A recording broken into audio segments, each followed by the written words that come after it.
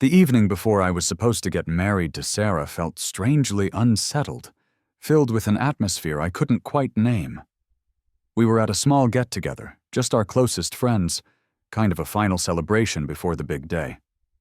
At one point, Sarah wrapped Mark, a guy she'd known practically her whole life, in a very close hug. Then, she turned to face me, her eyes showing a mix of hope and resolve. She asked me straight out if she could have this one night, a night she described as her last night of freedom, to spend with Mark.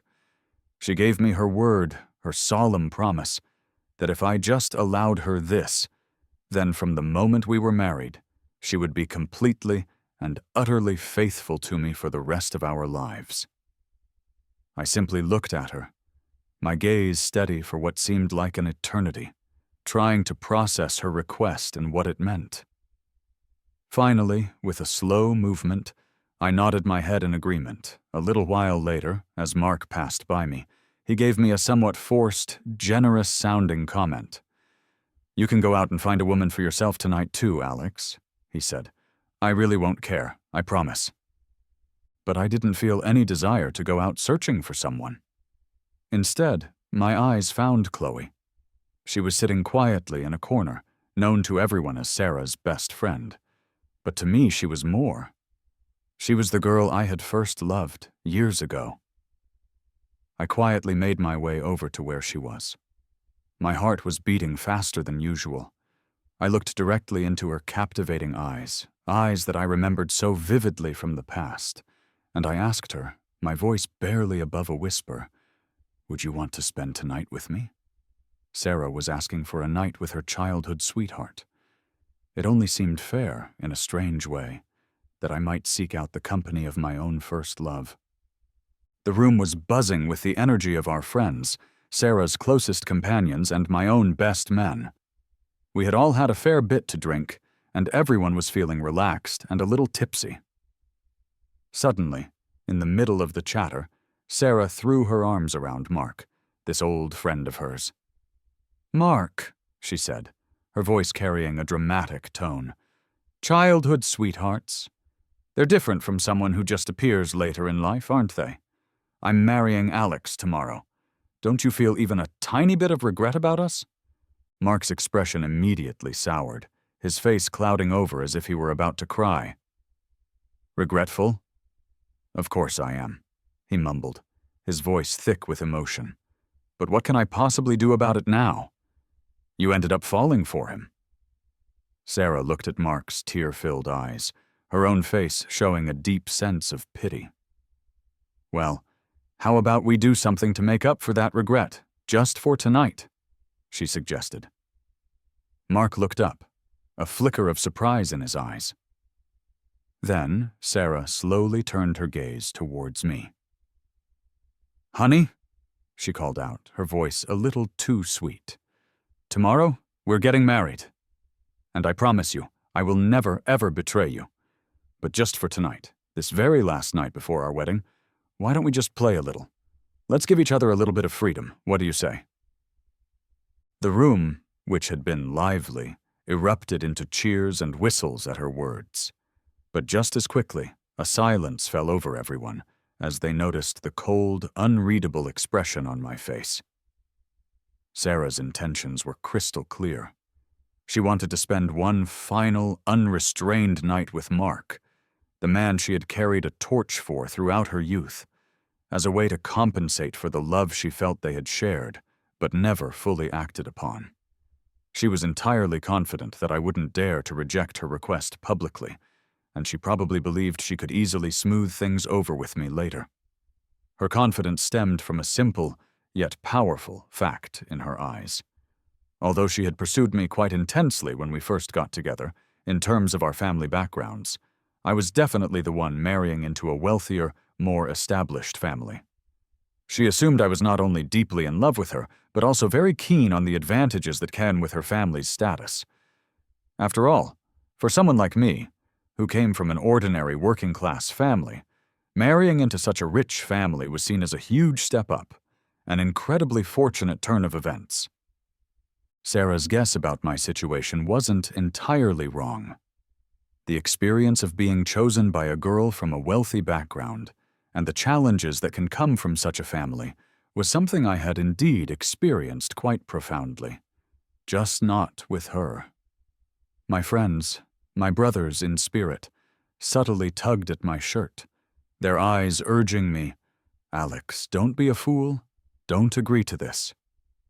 I looked at Sarah for a long time, seeing the unyielding determination in her eyes. In the end, I gave a small nod and said calmly, "All right, I agree." Instantly, laughter and applause filled the room, breaking the tense atmosphere that had settled just moments before.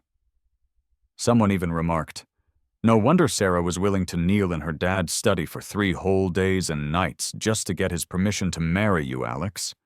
A man marrying into a family like ours really needs to have that kind of understanding and grace." Sarah's lips, which had been pressed into a tight line, relaxed into a relieved smile. She hugged Mark even tighter. Then she stood up. "All right, everyone," she announced. "It's getting late, and I have a wedding to get to tomorrow. Mark and I are going to head out now.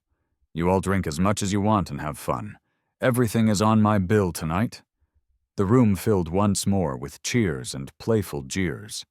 As she walked past me, she paused and said with an air of generosity, "Sweetheart, if you feel like it, you can go find a woman for yourself tonight, too. I promise I won't mind." She must have been convinced that I was too reserved, too traditional in my ways, to ever actually do something like that, which is why she felt so comfortable making the offer. I turned to her. "Really?" I asked. She raised her eyebrows. "Of course," she replied. "A promise is a promise. You know I always keep my word. Just like I said I'd marry you, and here we are, getting married tomorrow." Her tone was full of pride, as if marrying me was a great act of charity on her part, and therefore I should be sensible and broad-minded about her spending the night with Mark. I turned away from her and let my gaze fall on a woman sitting in the corner of the booth. Chloe had been silent and her face unreadable all night. I didn't need to look outside for anyone. I ignored whatever expression Sarah might have had on her face and quietly walked over to Chloe. I crouched down beside her, looking up into her eyes, and asked gently, "Do you want to spend the night together?" Chloe, the woman with the cool demeanor, looked down at me from where she sat on the plush leather couch. For a moment it felt like she might just push me away with disdain. Behind me, I heard Sarah laugh. "Him, Alex? Of all people, you chose her?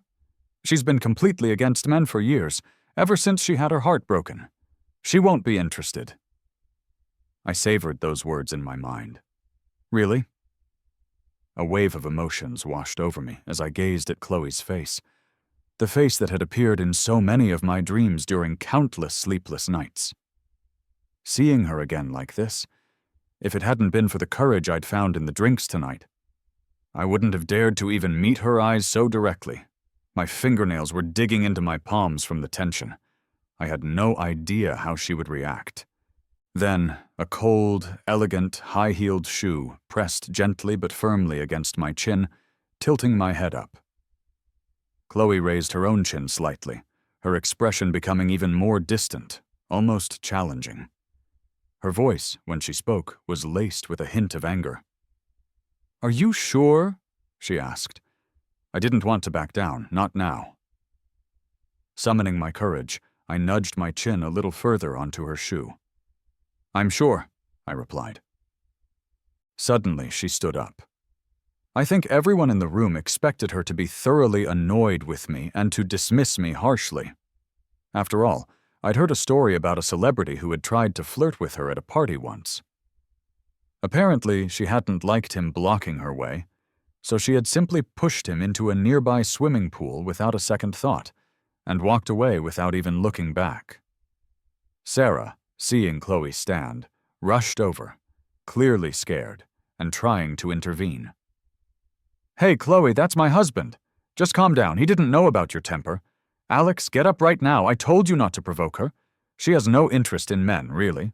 Come on, Alex. You don't actually care about any woman other than me, right? Stop trying to show off. Let's just go back with your friends.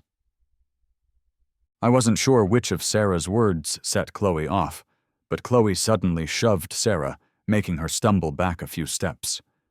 Chloe's eyes were as sharp as knives. "Who said I'm not interested in men?" she murmured, then leaned closer to me, her voice a low whisper in my ear, full of old grievances. "Alex, you came to me on your own this time." It looked for all the world like we were about to leave together, and everyone was watching in stunned disbelief. Sarah, recovering her balance, yelled after us, "Chloe, what do you think you're doing?" Chloe's steps paused for a moment. She turned slightly, and her voice was like ice. "Exactly what it looks like," she said. Sarah's voice became urgent, almost pleading. "Are you serious? He's my husband!" All night Sarah had been calling me her husband, but hearing it now, the word sounded jarring and out of place. Chloe turned fully then and gave Sarah an intense look, a look that suggested she couldn't even be bothered to waste any more words on her. Then she just spun around, took my arm, and started leading me out of the room. Sarah seemed genuinely anxious now, chasing after us and grabbing Chloe's arm. She gestured towards me with her chin. "Don't mess with a friend's man, Chloe. You understand that, right?" Chloe simply shook off Sarah's hand and gave her a firm push on the shoulder. Sarah stumbled backward and landed right against Mark, who was standing by the doorway. They almost kissed, pinned together in an awkward embrace. Chloe's voice was freezing cold. "As long as you get it," she said to Sarah, "enjoy your night, and mind your own business." I was already feeling a bit dizzy from all the drinks. "Chloe," I started to say, but all I got from her was a sharp, "Stop calling me that. We barely know each other." I wanted to tell her to let go of my arm, that I was feeling unsteady, but I swallowed my words. I could handle the dizziness. In a way, I felt I owed her this, after all these years. Not far behind us, Sarah was still not ready to give up and looked like she was about to come after us again. "Chloe, if you do something stupid tonight, you're dead meat!" she yelled. But some of her other friends managed to pull her back. I overheard them trying to calm her down. "You know Chloe's been on edge ever since she came back to the country. Don't provoke her. Remember how you underbid her on that project the other day?" She didn't say anything then, probably only because you two are supposed to be close. She's probably just a bit upset and trying to get back at you. Everyone knows you really care about Alex. Maybe she's just messing with you tonight. She might even ditch Alex once you're all downstairs. You know how she's been alone for years, right? Relax. Her heart's still hung up on that ex-boyfriend who dumped her. She's not going to actually touch Alex. Sarah didn't follow us out, and Chloe and I kept walking. Just before we reached the elevator, I heard some of my own good-natured friends mockingly call out to where Sarah was. "Can't handle it, huh? After all that talk about giving him a night of freedom and saying, 'Just find yourself a girl,' I wouldn't mind." In the darkness of the night, Chloe's sleek black car sped through the streets. We ended up at a fancy villa in a part of town I didn't recognize at all. As soon as we were inside, she took off my jacket, then pulled me towards her by my neck, hard, and kissed me with an anger and fierceness that took my breath away. I winced from the pressure and tried to gently push her away. "Chloe," I started. Her tone was harsh. "Weren't you the one planning to sleep with me tonight? What's the hesitation now?" I had no real comeback to that. I just managed to beg, "Can you please be a little gentle?" She showed no intention of being gentle. "No, I can't," she replied flatly. Clothes started to fall, one piece after another, onto the polished floor. My awkwardness and clear lack of experience must have been pretty obvious. Her usually cold, angry, but beautiful face seemed to soften just a little. "Haven't you slept with Sarah?" she asked. How could I even begin to explain our complicated, almost non-existent romantic situation. I stumbled over my words. We haven't had the chance. A couple that's supposed to be getting married the very next day, who hasn't slept together yet? Who would believe that in this day and age? But for us, there was a reason. Sarah and I, we never actually dated in the traditional sense. We just skipped that entire part and went straight to planning a marriage. Of course, she genuinely wanted to marry me, and I, for my part, genuinely wanted to try and make a future with her work. But after tonight, everything felt like it might change. Chloe stared at me for a long moment, clearly finding it hard to believe that Sarah and I hadn't been intimate. But the truth was right there, in my hesitant confession and my inexperienced responses. Her eyes, which had been so cold and hard before, now started to show a hint of softness, and even a touch of redness around the rims, as if years of hidden hurt and unspoken feelings were finally allowing themselves to peek out, just for me to see. Eventually, she let her guard down completely. She buried her face in my chest, her body relaxing against mine, and then she gently kissed the lip she had bitten earlier in her intensity. Her whispers were hot against my ear as she said, "Alex, I still love you." After that, her kisses softened, becoming full of a tenderness I hadn't expected. It was well past midnight when my phone, which I'd left on a nearby table, started vibrating non-stop. The ringing music was incredibly annoying, pulling Chloe's attention away from me. It was Sarah calling. At a time like this, who really has the time or inclination for that? I intended to ignore it, but my fingers were a bit shaky, and I accidentally hit the answer button. Immediately, Sarah's anxious voice came through the speaker. "Alex? Why aren't you home yet? Where did Chloe take you? We're done playing this stupid pre-wedding freedom game. It's boring, and honestly, Mark's a total jerk. He can't hold a candle to you. Where are you? Let me come and pick you up. I really regret suggesting that stupid idea earlier." Before I could even form a reply, Chloe snatched the phone from my hand. Her voice was taunting as she spoke into it. "Regret it, Sarah? Well, it's too late now. He can't be picked up because he's in my bed." "What? Chloe?" Sarah shrieked, but the call was abruptly ended by Chloe, who then turned off the phone completely and tossed it far across the room.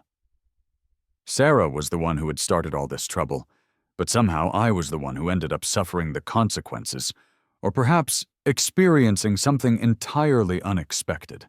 Chloe and I shifted from the head of the bed to the foot, then back again. She bit my ear gently, whispering for more, and the minutes turned into hours. I was desperate for a break, for a moment to catch my breath, but there was no relief in sight. Chloe seemed insatiable. Finally, the first light of morning began to seep through the gaps in the curtains. Today was supposed to be my wedding day with Sarah. I knew I should be getting ready, preparing to head back to my own place. Chloe, of course, knew this too. After a night with absolutely no rest, in the clear light of the morning, her guard slowly started to return. She wouldn't release me from her embrace. She wouldn't relent in her closeness. Pleading with her didn't work, and neither did trying to sweet-talk her. With tears welling up in her eyes, over and over again she demanded, "Don't marry her, Alex. Promise me. Promise me, Alex. Don't marry her. Promise me." I really wanted to agree, just to have a moment's peace, just to be able to catch my breath properly. But I was in no state to speak coherently, completely exhausted. Getting no answer from me, she seemed to lose a bit of hope. Suddenly, she collapsed onto me, her energy spent. As I held her close, there was a distinct hint of a plea in her voice. "Alex, please don't marry her. Please." It was a tough moment, but finally there was a pause, a small window that allowed me to respond. "Okay," I managed to say, my voice hoarse and scratchy. She sat up quickly, her eyes staring at me intently. "You promise?" she asked. I nodded firmly. Did she really think I would just push off marrying Sarah after realizing what a complicated, perhaps even toxic situation that was becoming? Her throat worked as if she was swallowing hard, and she hesitated for a moment before saying, "What if I told you now that I want us to be together again? Would you be willing, Alex?" I felt a strange mix of emotions, almost laughing at the sheer absurdity and intensity of the situation. "Chloe," I said, "you've spent the entire night with me. I haven't had even a minute's rest. And now you want to ask if I'm willing?" Her expression finally relaxed. "So, you are willing then?" she confirmed. I nodded again, and she placed a loud, happy kiss right beside my lips. She pulled me up to a sitting position. "Alex, come with me somewhere," she said. "Where are we going?" I asked, feeling a wave of tiredness wash over me again. She just smiled. "You'll know when we get there." I shook my head and let myself fall back onto the soft bed. "No way. Not another day of this. I'm completely exhausted. I can't even move my limbs properly." "Not another day," she insisted. "Today. Right now." She started hurriedly dressing me, pulling clothes onto my unresisting limbs. I was really feeling too worn out to argue or even help.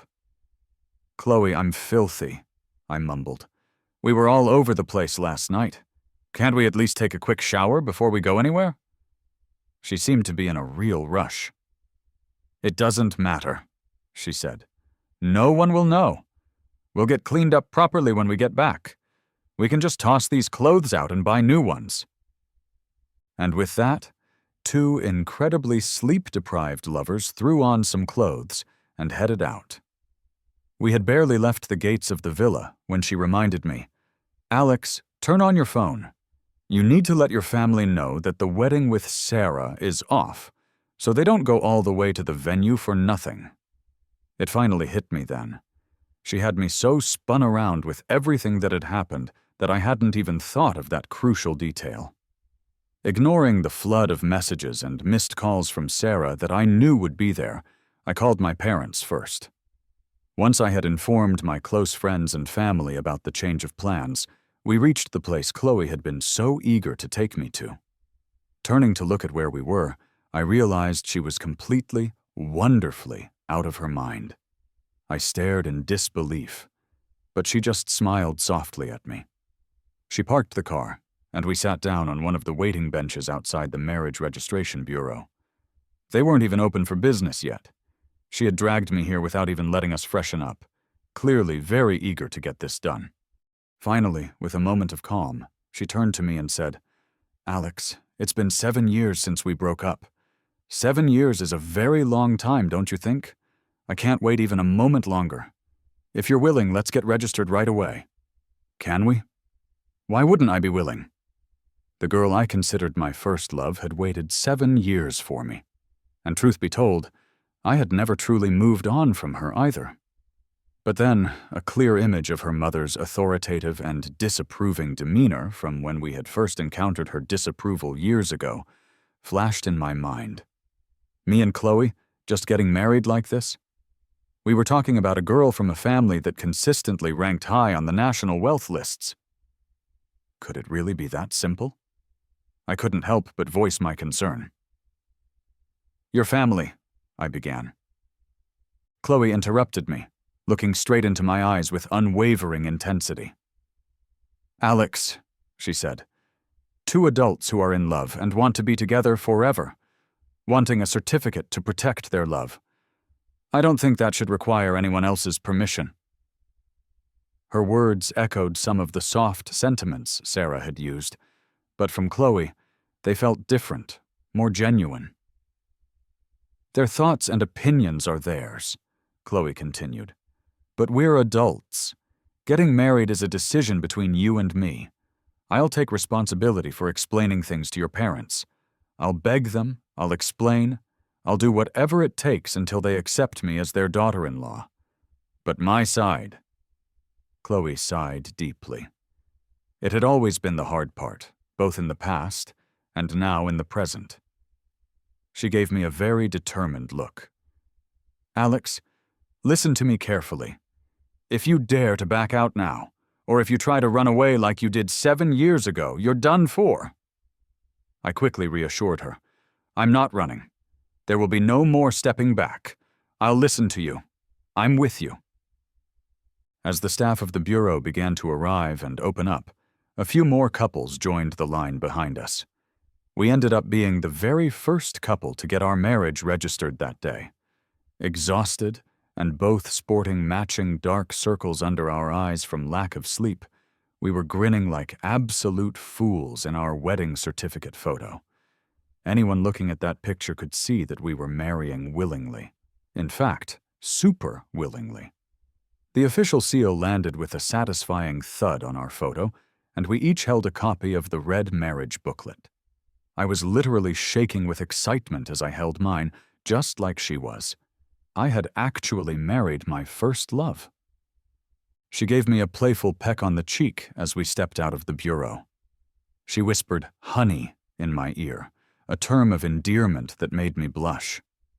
I was too shy to look at her directly, covering my face with my hand, but I couldn't hide the wide smile that spread across my face.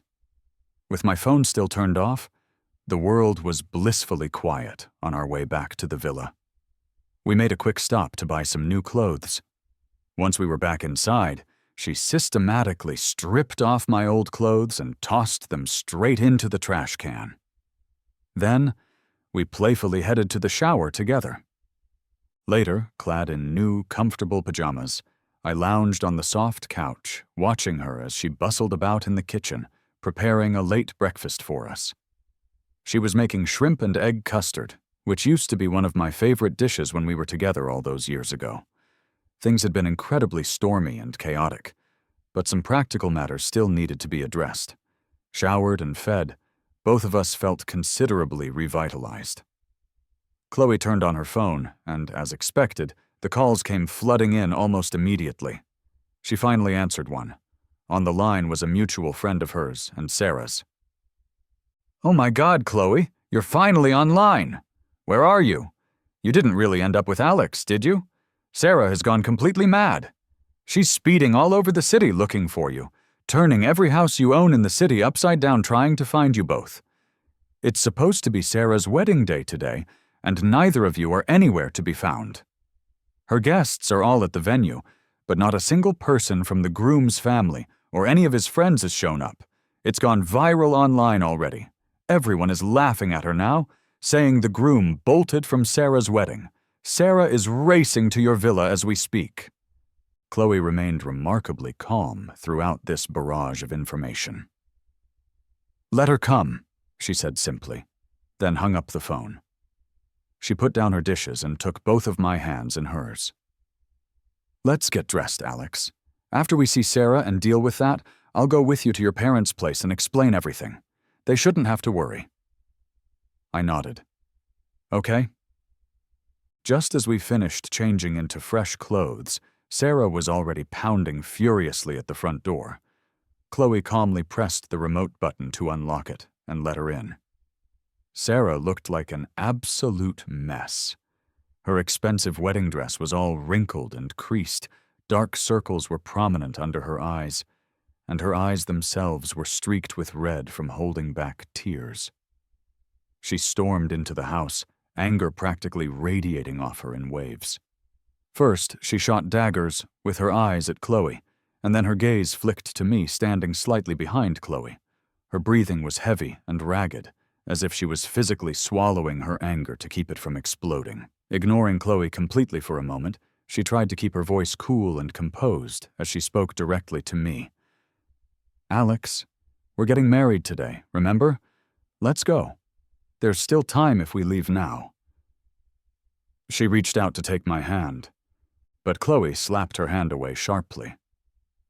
"Sarah," Chloe said, her voice firm, "you can't just call him your husband without an actual wedding ceremony or a marriage license." Sarah shouted back, her voice cracking, "Then let's have the wedding now!" Their eyes locked in a silent, fierce battle, and Chloe's expression became even more serious and unyielding. I chimed in from behind Chloe, my voice quiet but clear. "Sarah, I agreed to your idea of having freedom the night before the wedding, but I never said that we would still get married today. I'm sorry, but we effectively broke things off last night. We can't get married." Sarah slowly turned her intense gaze to Chloe. Her words seemed to drip with venom as she spoke through clenched teeth. "Did you do something with him last night?" Chloe shot back nonchalantly. "What do you think?" Before I could even fully process what was happening, Sarah's hand flew out, and she slapped Chloe hard across the face. Chloe staggered back from the force of the blow, but quickly steadied herself. Then, with lightning speed, she returned the slap, hitting Sarah squarely on her face. Sarah stumbled backward, her momentum carrying her until she crashed into the shoe cabinet that stood by the door. Chloe then calmly reached for something.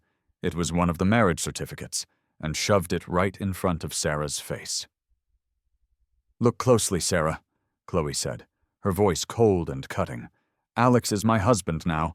Now try calling him your husband again." Sarah was utterly stunned. Her hands were trembling as she reached out and touched the marriage document, her eyes fixated on the date printed next to our admittedly cheesy, sleep-deprived grins in the photo.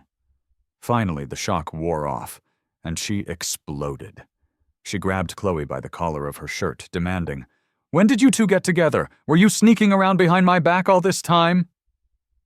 With another surge of anger, she hit Chloe again, crying out, "Chloe, I thought you were my best friend.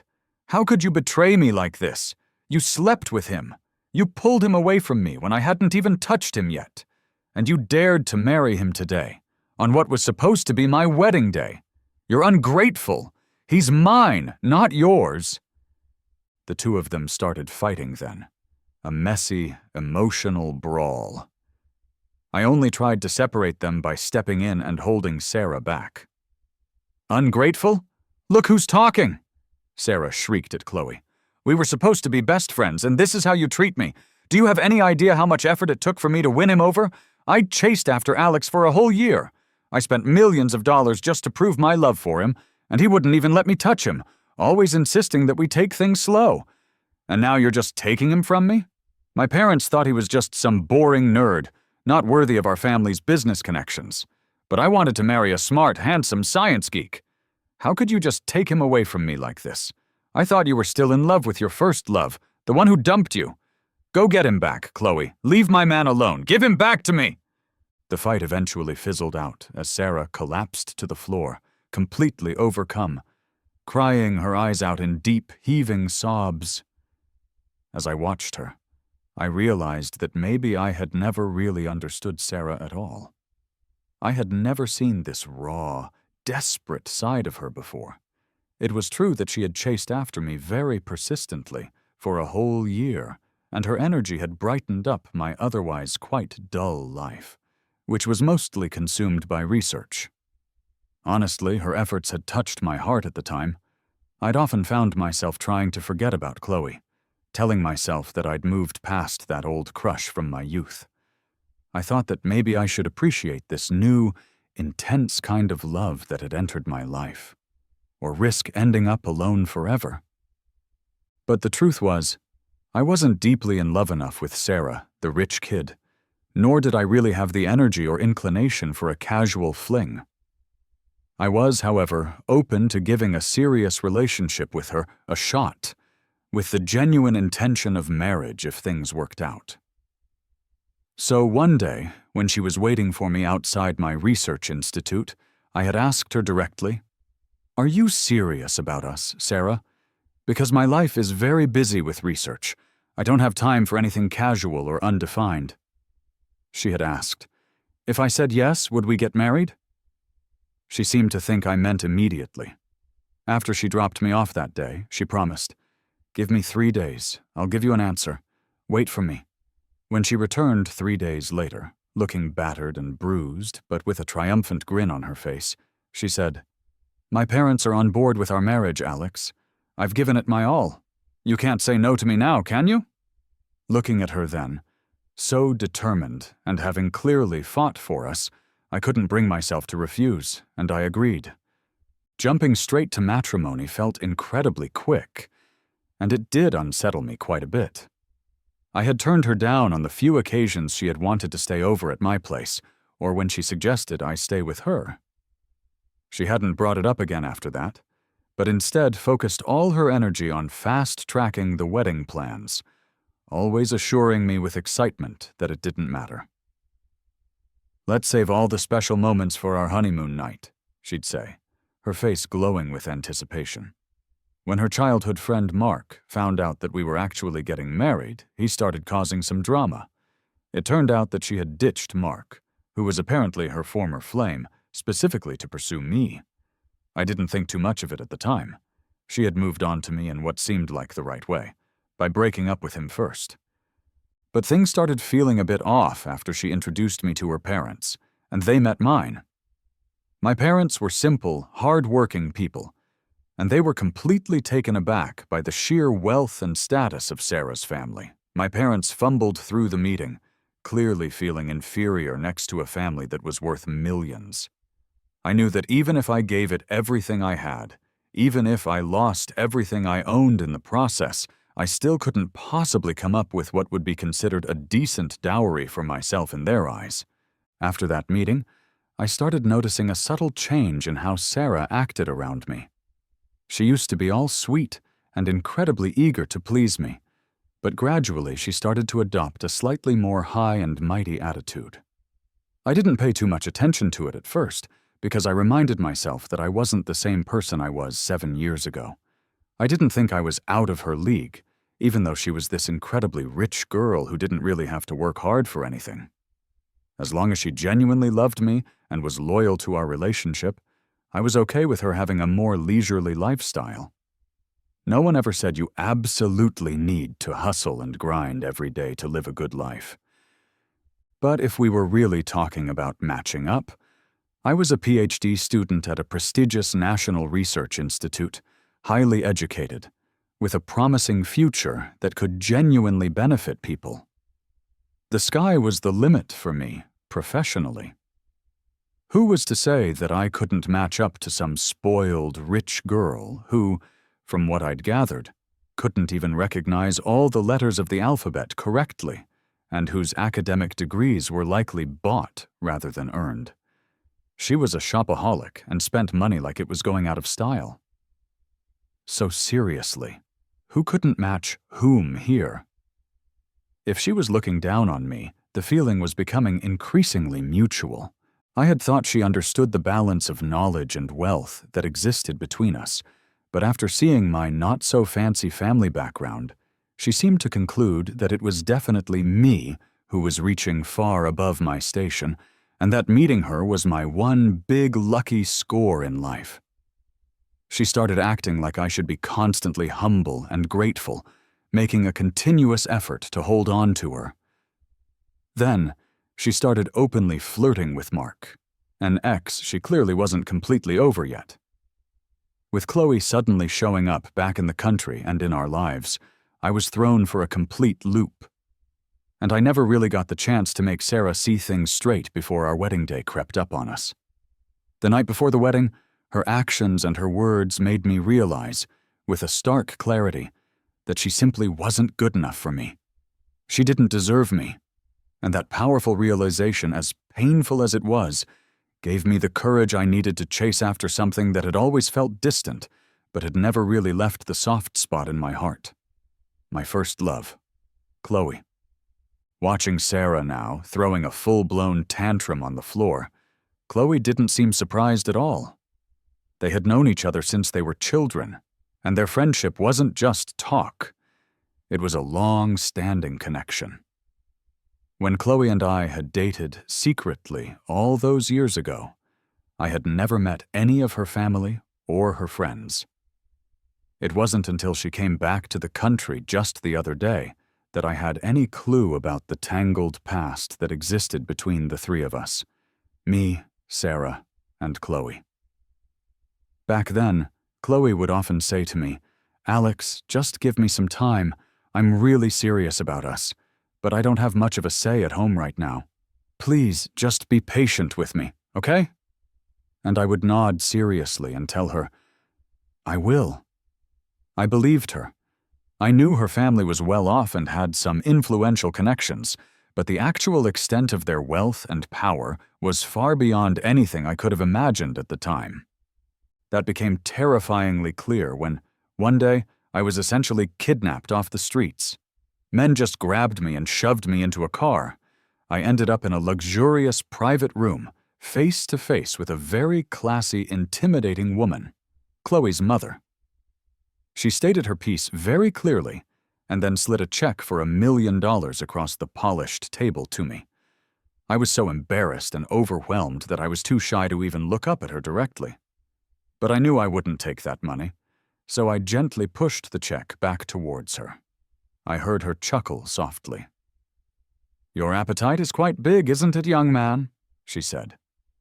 Then, the check was replaced with another one, this time for $10 million, and it was slid right back to me. She spoke gently, almost tenderly, as she said, "If it's not enough, we can always add more. This is just pocket change for us, you understand. But you must break up with my daughter, and you must never see her again. She has a fiancé, didn't she tell you? They are scheduled to be married right after they graduate from college. His family's dowry contribution is at least $10 billion. What do you possibly have to offer?" At that precise moment, my entire understanding of life, my values, everything I thought I knew, just collapsed. Forget the billions she mentioned. Even the $10 million they were casually tossing at me was a sum that most ordinary people couldn't hope to earn in several lifetimes. And my girlfriend, Chloe's mother, was using it as a tool to dismiss her daughter's secret boyfriend, me. My own parents, together, didn't even earn $10,000 a month. I was just an average guy from a completely average family. Every single number she threw out was terrifying to me. I realized with a crushing weight that I was like a frog in a well, foolishly aiming for a swan like Chloe. It wasn't just about love anymore. There was simply no way I could possibly match up to her family's status. We were worlds apart. I ran away from that meeting, promising them I would never see Chloe again, and I refused to take the money. That sum was so staggering it actually scared me. After that, Chloe didn't marry her so-called fiancé. Instead, for reasons that were unknown to me at the time, her family sent her abroad and effectively barred her from coming back for 6 long years. During those 6 years, I pushed myself to the absolute limit. I focused intensely on my studies, going straight through from my master's degree to my PhD. I couldn't let myself stop or slow down for even a second. I felt so profoundly inadequate, right down to my core. I was that foolish frog who had dared to dream of a heavenly princess. Determined to change that, I pushed myself incredibly hard, hoping that this muddied frog wouldn't look so ugly and disdainful anymore. As I grew wiser with age and education, I gradually gained more confidence and came to realize something incredibly important. Whether it was with Chloe back then, or later with Sarah, there was absolutely no need for me to feel inferior or to belittle myself. Because love, true love, is equal. If she loves me and wants to be with me forever, and I feel the same way about her, then that's all that should matter. Any obstacles we face, we should fight them together. That's how it should be handled. Why not cherish something you worked so hard to pursue? If you're proud of catching it, why not cherish it and protect it? On the eve of her wedding, Sarah fooling around with her ex and then losing her husband-to-be as a result, well, it served her right. Sarah sat up, wiping her tears with a show of defiance. "Like I did it on purpose," she sniffed. "Mark and I go way back. Do you think there'd be no feelings left at all? I was just being stupid. I drank too much and said something dumb." Chloe retorted, "Even so, Sarah, how do you justify going behind your best friend's back like that? Don't you have a conscience? I'm telling you right now, we're done. From today onwards, I'm holding on to this grudge and we are enemies." Chloe brushed a stray strand of hair away from her face and exhaled slowly. Enemies, you say? Are you implying that your family doesn't want that billion-dollar project anymore? You must know by now that it's my call, right? If I decide to kick your family out of that deal and screw up that entire project for you, do you really think your hot-headed parents won't break your legs in anger? Sarah clenched her fists tightly, her knuckles white. Are you threatening me, Chloe? She whispered. Chloe replied casually, Yep, I'm threatening you. How do you feel about that? Sarah was so mad that for a moment she couldn't even speak. She just stared at Chloe, her eyes red and her teeth clenched for what felt like a full minute. Then, suddenly, she buried her head in her hands and started sobbing loudly, uncontrollably. Should I try to comfort her a bit? I awkwardly pulled at the corner of my mouth, unsure of what to say or do. So I turned to Chloe for help, silently asking, What should we do about her? Chloe didn't say a word. She just walked over to Sarah, grabbed her by the ankles, and started dragging her bodily toward the front door. Go back home, Sarah, Chloe said, her voice devoid of emotion. Send your wedding guests away. Try to keep this mess off the trending topics online, and explain everything to your parents. Let them know that I'll come by to apologize to them in a few days. Sarah cried even louder. I will never forgive you for this, Chloe. Why did I even meet you in the first place? Finally, Chloe managed to get Sarah out the front door. Stop your bawling, Chloe said firmly. And just to be clear, I didn't undermine you or steal anything from you. You were the one who shook things up, and you didn't appreciate what you had. I just reclaimed what was rightfully mine all along. Sarah got up from the doorstep, looking bewildered. What do you mean by that? She murmured, her voice hoarse from crying. Chloe took my hand, her fingers lacing with mine. Let me introduce you again, Sarah, she said, her voice clear and strong. This is Alex, my first love. He's the reason I was stuck overseas for 6 long years and couldn't come back home. My episodes of alcohol binging, the multiple poisoning incidents I had, and my ending up in the hospital, all of which you witnessed when you came to visit me abroad, were because of him. The name I never dared to mention to you, fearing that you'd try to bother him behind my back, or that my mom would find out and harass him again. That's him, right here in front of you. Alex. The only man I, Chloe, have ever truly loved. And he's my husband now. So, from this moment on, you better drop any thoughts you might still have about him. Don't even entertain the idea. You know I'm an only child, and I will eventually take over everything in my family's business. I really don't want to have to destroy my childhood friend's family, leaving nothing behind for any of you. 5 years later, it was our daughter Lily's 2nd birthday. The party was held at Chloe's ancestral home, a sprawling, beautiful estate. Before the main celebration started, her grandmother was holding Lily lovingly in her arms. She gently placed a dazzling crown, reportedly worth $2 billion, on Lily's little head.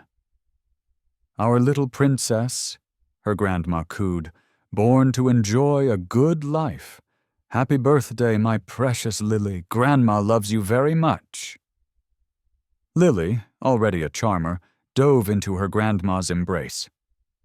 Thank you, Grandma, she chirped. I love you too. Her grandma then pulled out a deed and said to Lily, Lately I find I get quite dizzy whenever I see large bodies of water. It's really rather annoying. This overseas estate, the one where half of its vast area is built out over the water, has been under my name for many years, but honestly, I don't want it anymore. She handed the deed to Lily, with a somewhat dismissive wave of her hand. Take this to your mom, she instructed. She can bring your little brother there to have some fun sometime. This estate is in a fantastic location, with a wonderful environment. It cost nearly $20 billion back when I first acquired it. It's the most valuable gift I brought with me when I got married into this family.